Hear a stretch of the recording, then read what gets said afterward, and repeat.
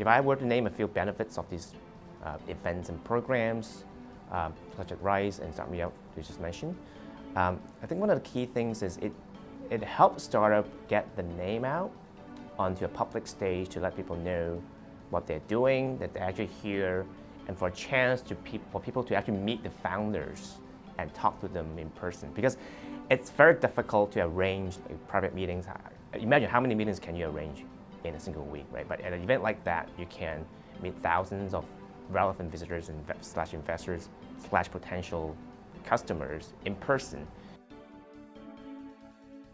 From a business angle, I think a lot of things we've learned. I mean, I come from a financial background before, so, in the financial industry. And it's very different running a startup with an actual product to sell to potential customers. In that, first you have to find the right go-to-market strategy.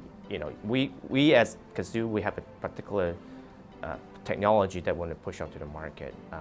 We are more like a second layer behind the consumer product. We supply our technology to supply consumer products to be made. So we spend quite a bit of time to figure out the particular end product form factor to convince people that technology is beneficial. And one of the key things that we realize is for a startup with limited resources and obviously cash, find a product that gets the least resistance out there to the market, build up the momentum and publicity up there, and then you can start venturing into other form factors and products out there. It's a long-winded way of saying get an MVP out as soon as possible.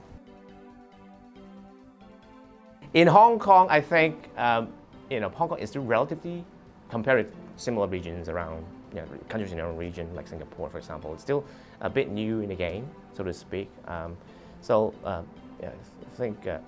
think one thing common to both cities, Hong Kong and Singapore in general, I think the rental real estate prices is really a key factor in hampering the proliferation of startups, and sort of at the back of the mind sort of obstacle for young people to take a step out and duke it out on their own because of the cost factor.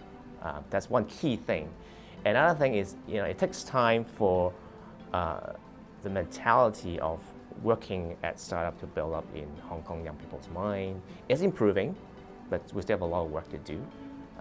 And that translates into the availability of resources, human resources for startups in Hong Kong.